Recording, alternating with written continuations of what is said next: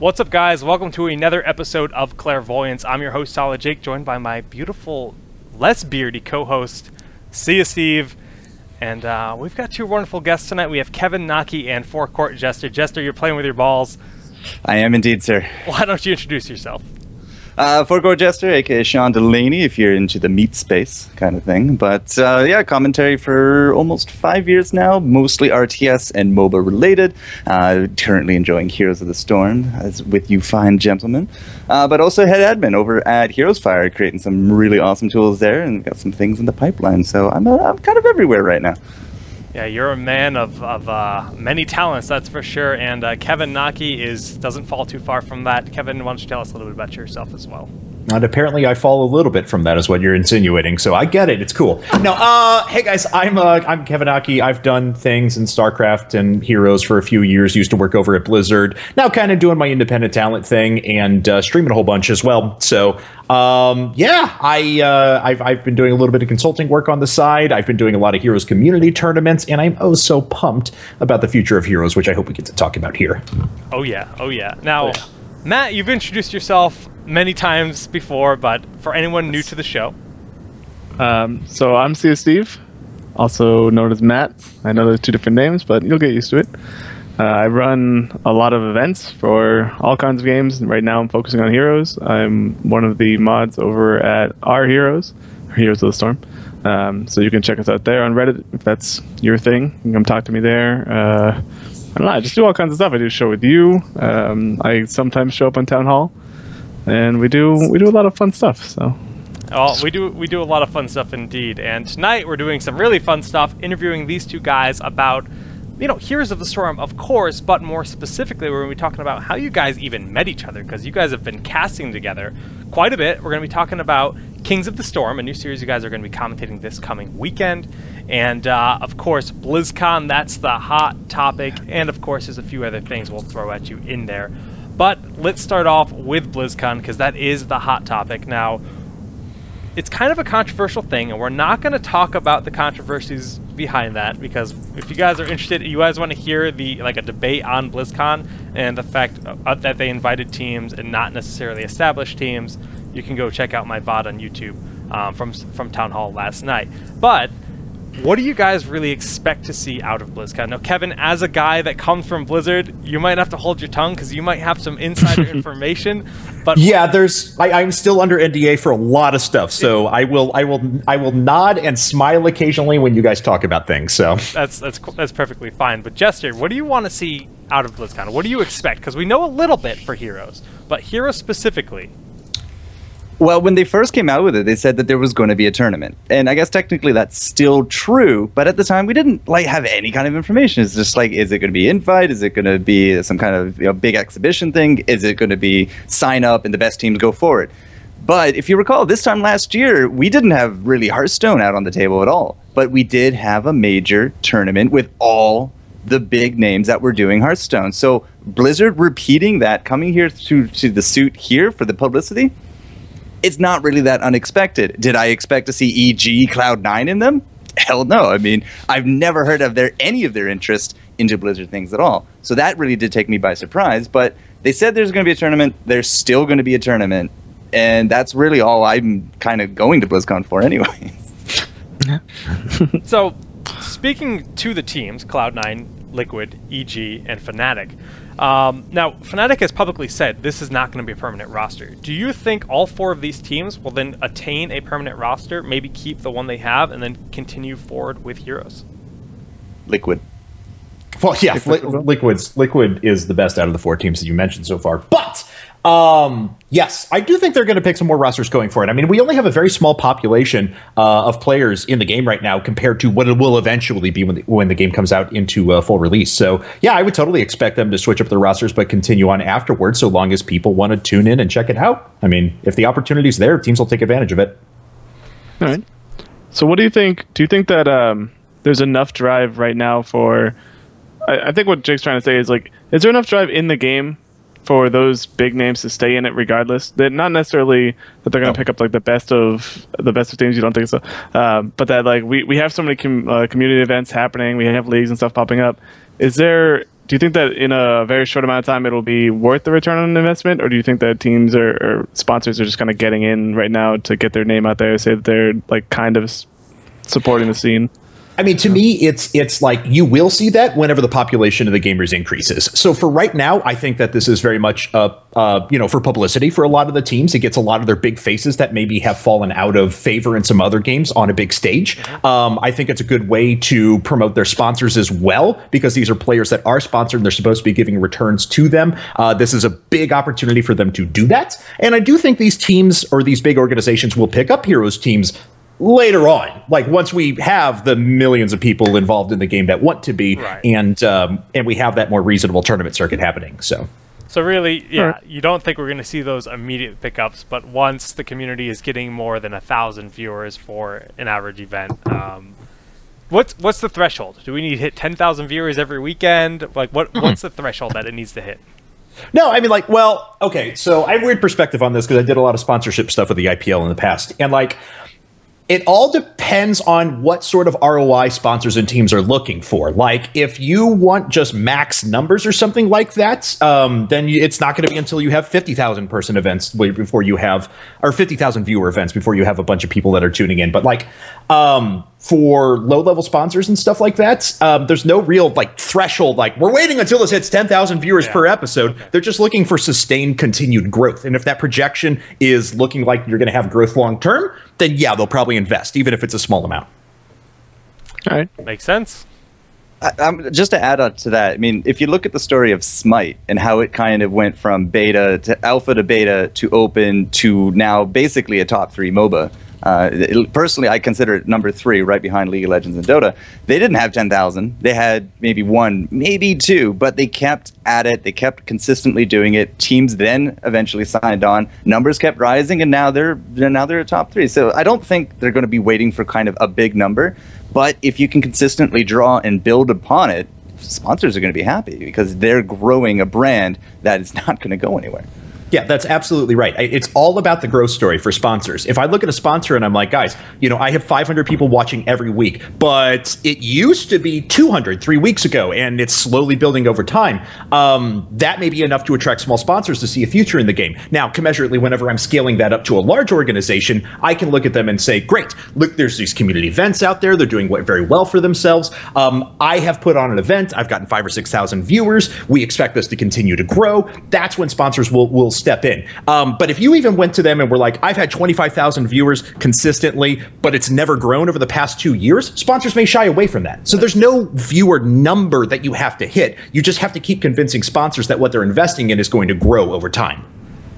That's a really good point. That's a really good point. Yeah. So we talked about Smite very briefly.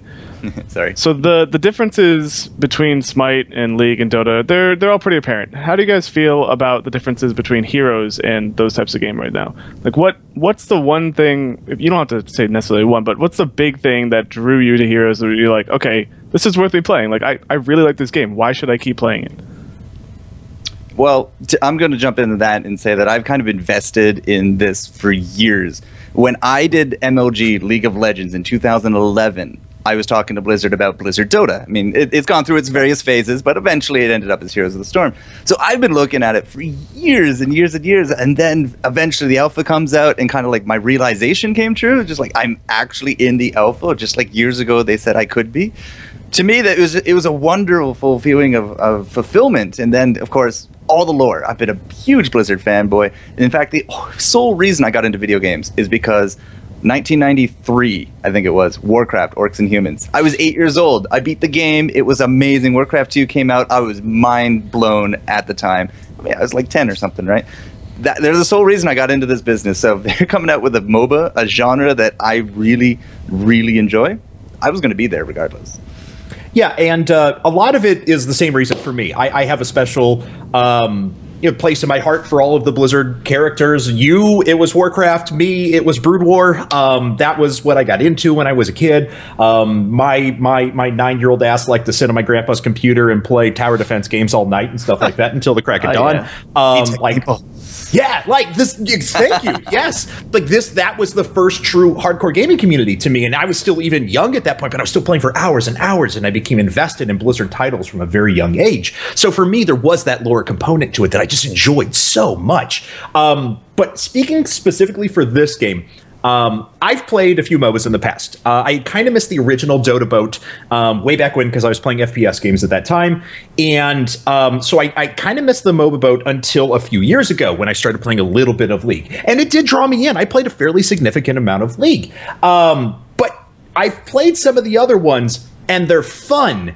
But Heroes is special to me because of the way they approach the mechanics of the game. Like, I'm going to be totally honest when I say this, and I know there are actually folks from Blizzard watching because they've told me they are right now.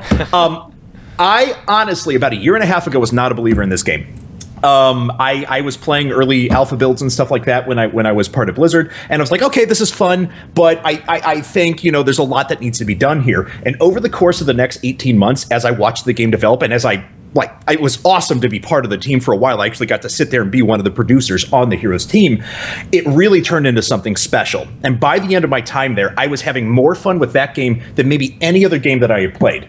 I love their philosophy. This is a brawler. This is not supposed to be your average MOBA. This is really supposed to be about working together as a team, really supposed to be about crazy objectives. And I feel that although they have a lot of things they need to tighten down, and obviously we'll see more polish as the beta develops and stuff, they're still, in my opinion, the most fun MOBA to play. And that to me is the most important thing. It's just pure amounts of fun that I don't get from the other titles in the genre. Now, basing around this and basing around the original philosophy of being kind of unique and different, one of the bigger thing that sets Heroes apart from the other titles is the fact that they have a variation of maps that have those objectives. How far out do you think they can branch the maps? And with that, how big or how small do you think the map should get? This is where I'm going to nod and smile and let you guys answer. All right, Jester's up to the plate here with pure speculation and no NDA breaking at all. I mean, they can literally do anything. They have this fictional Nexus universe, this alternate universe that everybody gets sucked into. You can do anything they want. They've said, you know, they're really going medieval on it, but you know, Warcraft, medieval, there's so many events there that you could draw from. There's the StarCraft, the universe is literally your playground. We could have space battles, planet battles. We could be on Char, we could be underground. We could literally have everything at their disposal. In terms of what will they do, it's really, I think, still up in the air because they're really just, at least in my eyes, still testing a lot of the mechanics. Because you see the recycling of mechanics in different, for example, the Garden of Terror versus Haunted Mines. They got golems. You still attack the golems. The little guys give away things. So, I mean, yeah, that was a little bit recycled. But in terms of fresh and new, I've already seen Reddit threads out there speculating of things. Just like when Illidan got captured in Warcraft 3 and Maeve, you had to go save him. You could easily do something like that where you're playing a tug-of-war. That's definitely viable. You have your minions, you got your heroes, you got some jungle to help you out, maybe some new unique things like assassin creeps from Warcraft 3 again. I'm just really going to draw from Warcraft 3.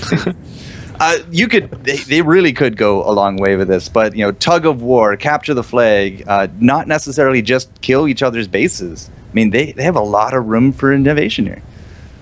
Yeah, I mean, I agree. And the maps for me just drew me in to this game immediately. Like, obviously everything else in the game is awesome, but like the maps especially, I've been playing MOBAs for 10 years, and that means I've been playing the same game on the same map for 10 years.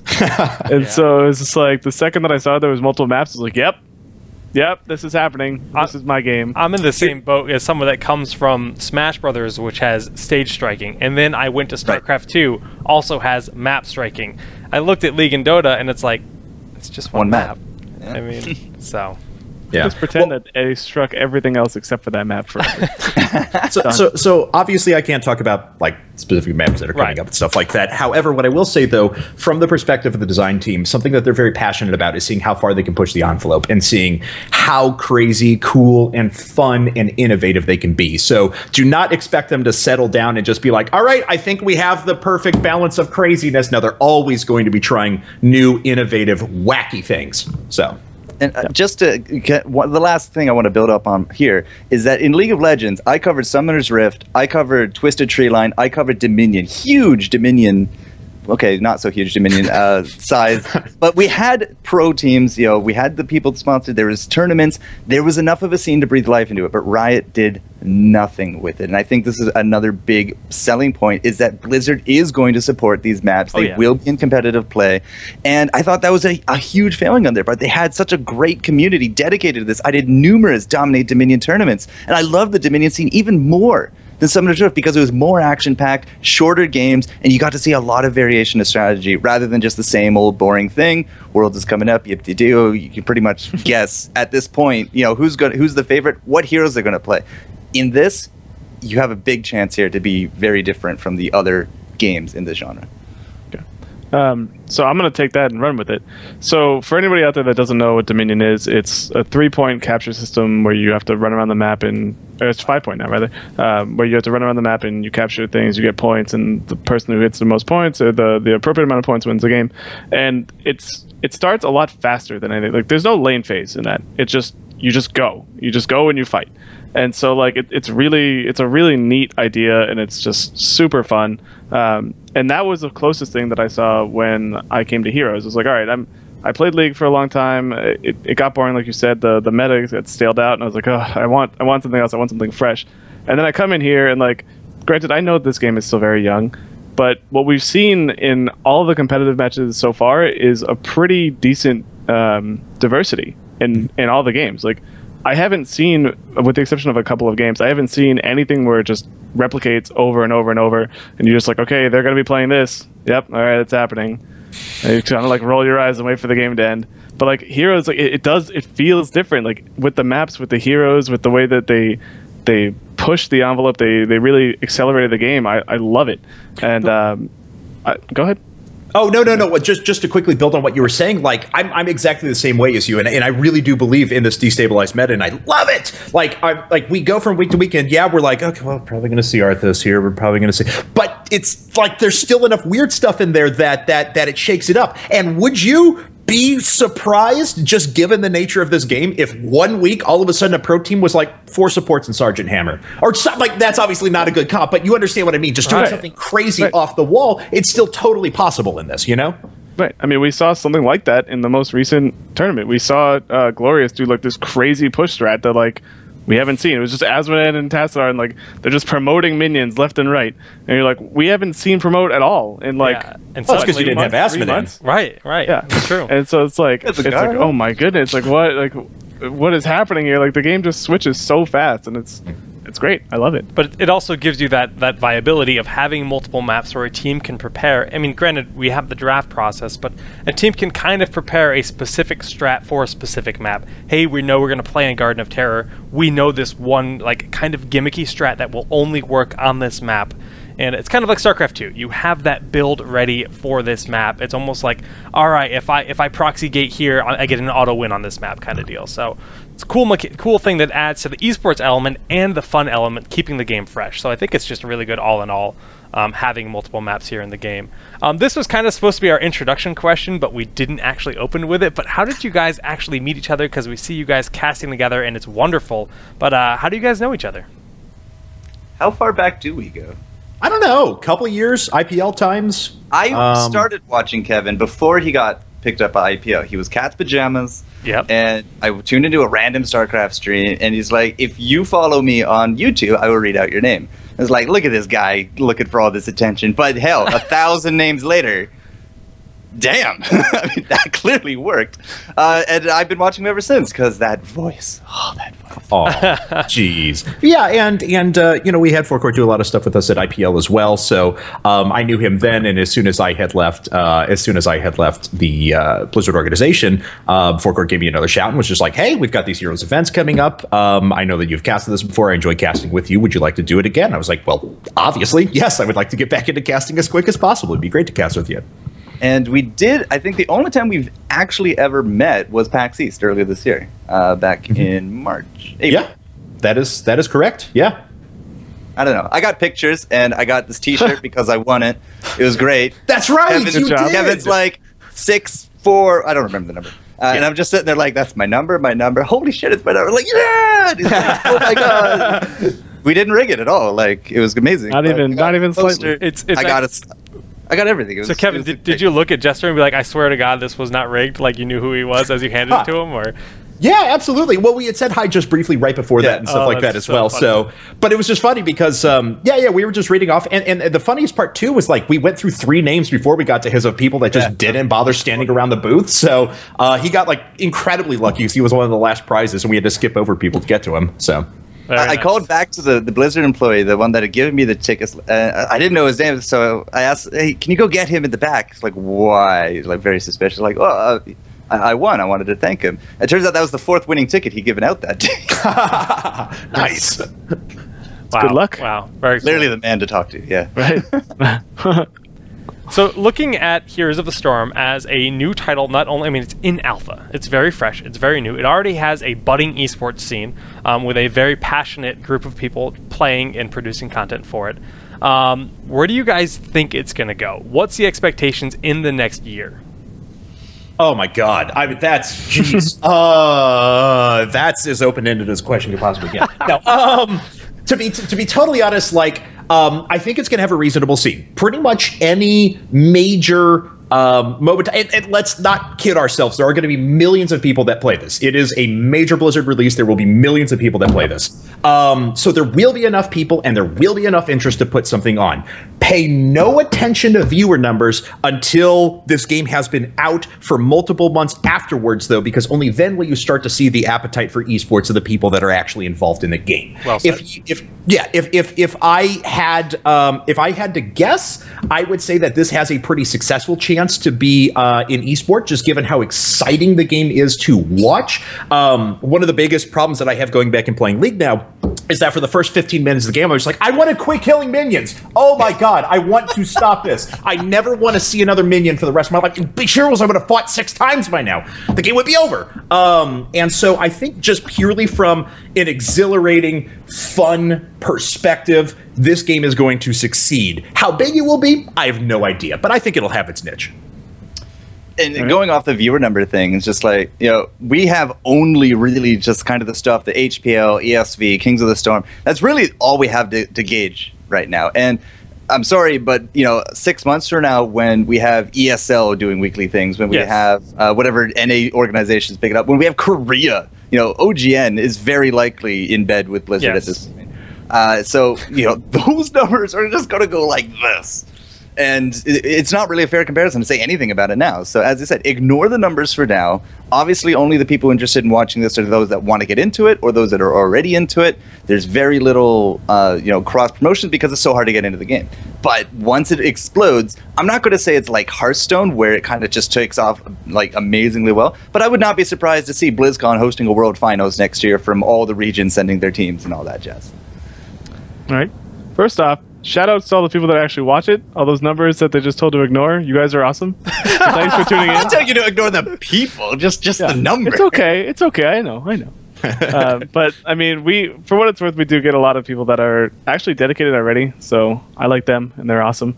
And I hope that we get a scene that does that, because I've seen enough things that are like, oh yay, like esports is budding, this is great, and then like they'll stick around for like 2 events, be like, oh that was cool, and then they'll go back to like some big major event. And it's like, if you just stuck around and supported, it would mean so much to all of us. Could you just do that? So hopefully we get a really solid fan base, and it is a Blizzard game, like you said. So I really think we will. Yeah, I mean, a lot of people, they don't see that immediate viewership, and they just kind of say, like, I'll come back when it's big enough, kind of thing. A lot of people just have that perspective. But speaking on that, the game is super restricted. We have no idea how many people have access to it. They actually just announced that they're going to be inviting about 4,000 people, I think they said, via Facebook and Twitter. And then anybody who hits level 20, you have a chance of your entire friends list getting invited, if I understand it correctly. Do you think this is going to help bolster, especially not necessarily the casual people or the competitive people, maybe morally the casual people that don't have friends to play with? Do you think this is like kind of their idea with this marketing? Kevin, you might not be able to say anything, but yeah, I'll just pass. You guys have fun. Yeah. Getting into your entire friends list sounds amazing, because now you have at least one contact into the game that you've been invited to, and I think that really does kind of promote playing with friends. And we see playing with friends bonus all the time. Like if you had to solo queue, just don't. Just find somebody random and looking for members, add them, you're going to double your experience. And it really does promote, getting a lot of friends into the game. You get those bonuses, you get to play with friends, you get to make new friends. And sometimes, some of the best friends I have right now, I've met through Blizzard games, through League of Legends, through Twitter. I live in Canada, they live in Australia, who cares? I still contact them regularly. We have a lot of fun because of the power of the internet. The problem, however, I see is that friends lists are too small.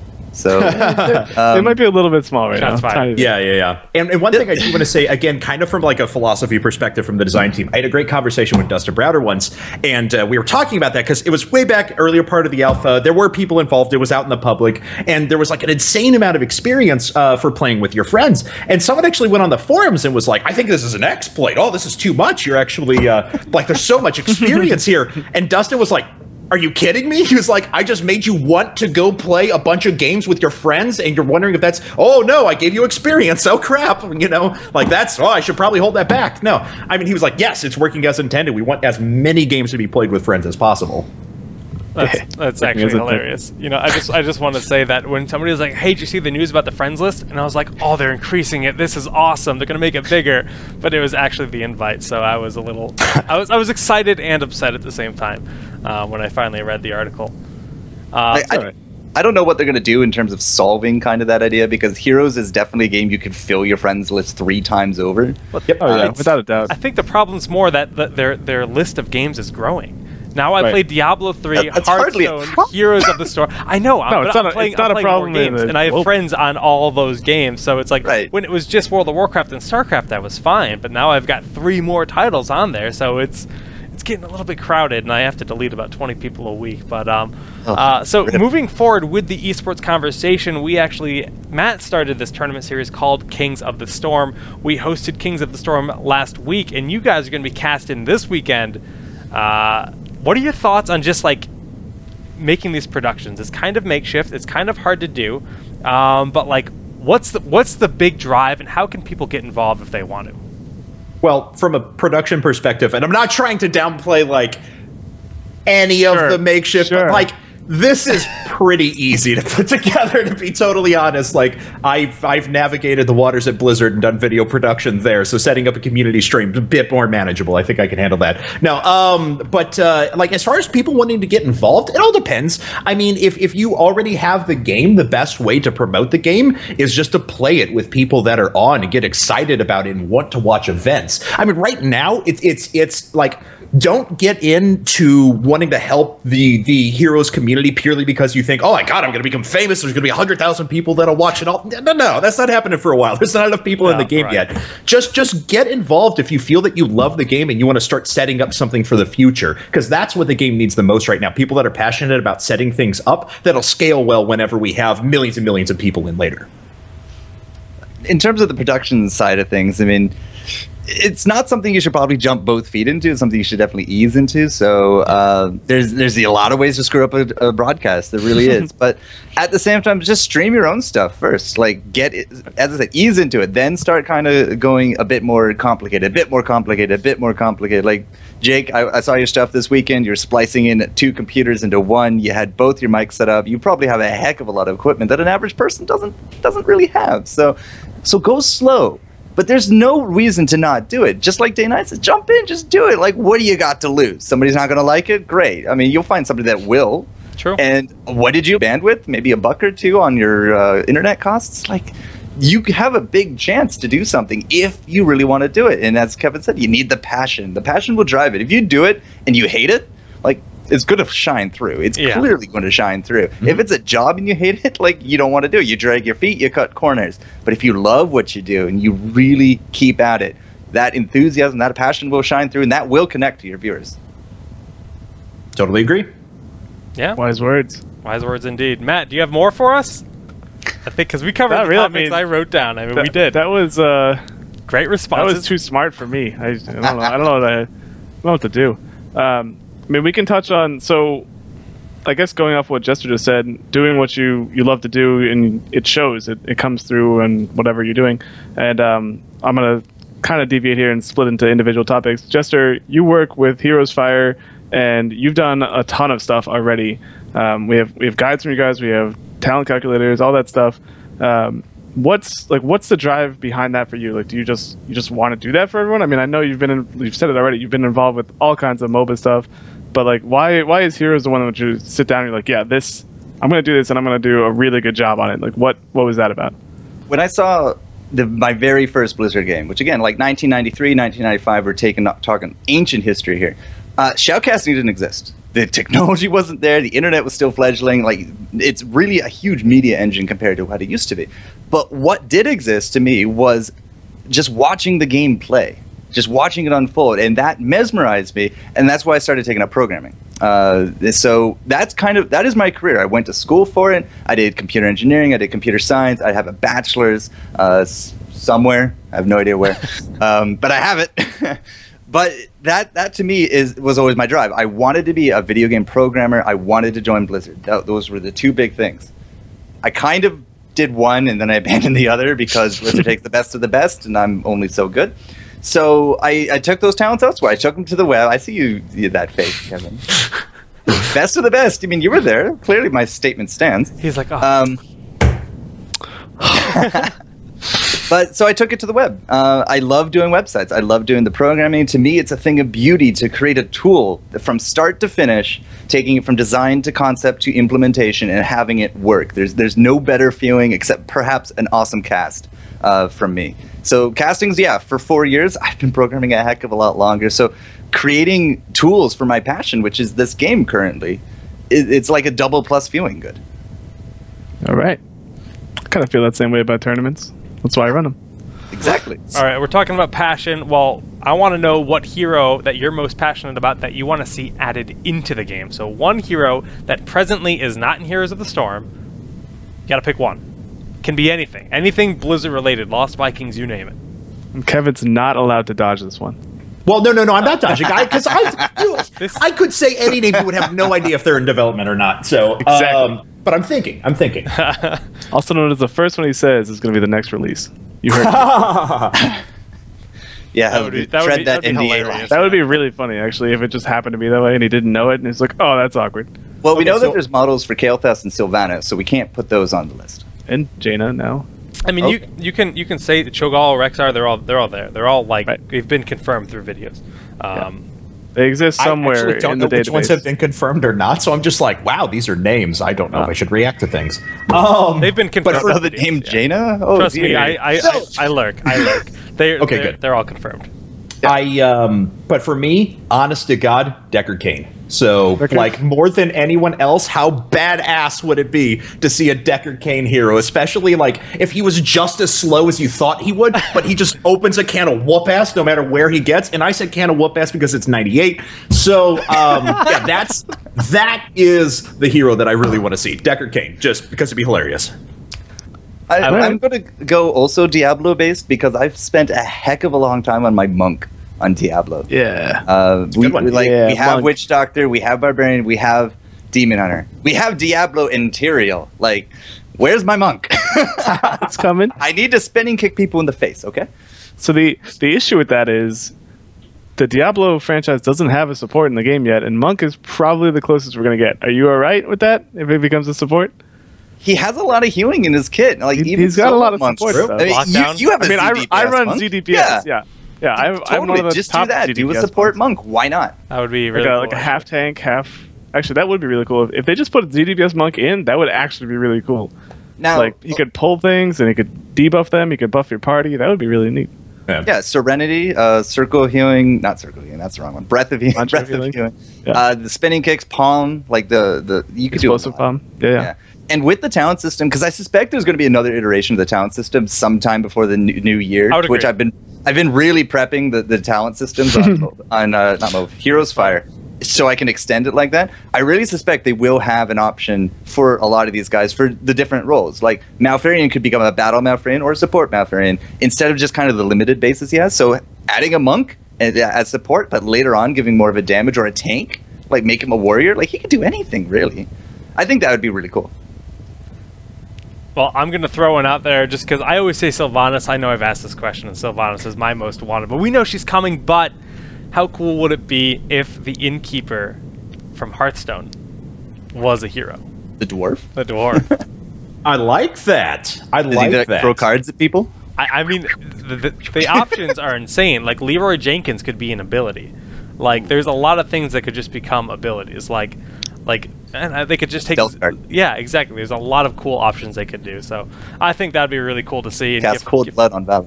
I just want him to like show up in lane, just be like, "Boys, look who it is!" And just like, I don't know, it'd be That's awesome. the best part. Yeah, just the quotes. And Can we make a dwarf team now? Then we're getting there. False Oh, that's stat. true. Very close. Yeah, Also yeah. Meriden. 3. That's only 3.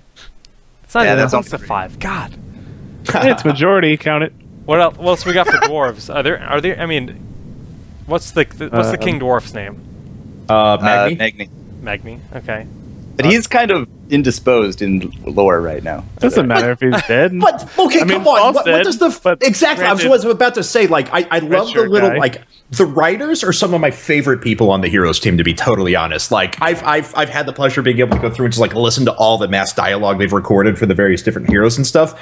It's amazing. And the coolest part to me was like under Falstad's flavor text. I don't know if it's still there or if it just was, but it was like it's still there. It's like, and Falstad is definitely not dead in any way, shape, or form, or something like that. I just loved it. I thought that was great. Greatly Yeah. exaggerated. Like, Any red-shirted sources of information are wrong. Yeah, exactly. he needs a red shirt skin. We need He red does. shirt He Falstad really really does. bad. Of course. Like, Just Would be just amazing. lying on the.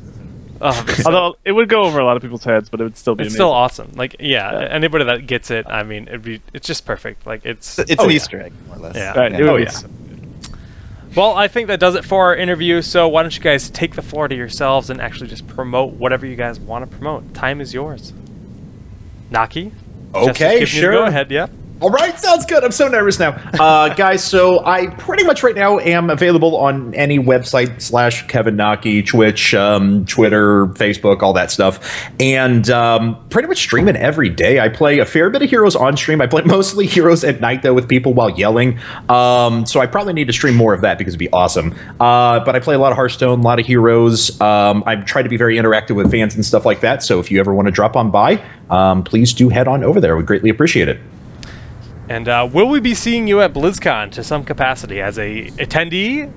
Or I will be at BlizzCon, yes, Okay. and very likely as an attendee. But I would love to come and hang out with everyone there. Awesome. Well, I look forward to seeing you there. And Jester, I know you'll be at BlizzCon too. But where can people find you prior to BlizzCon?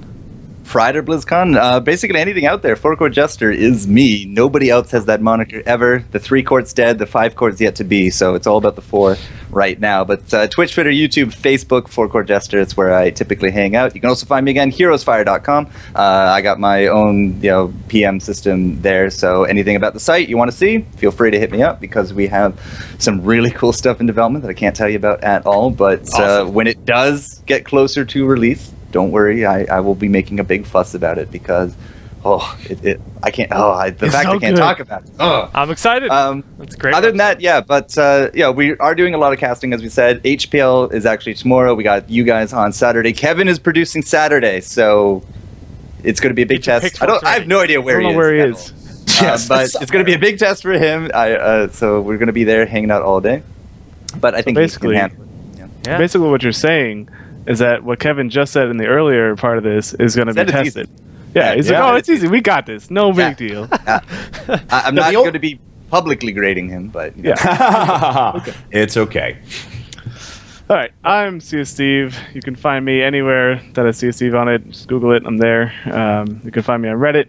And as I said, I run Kings of the Storm, so check that out. It's going to be on twitch.tv/Kevin Knocke this weekend, as well as twitch.tv/IVDZoya. Zoya TV.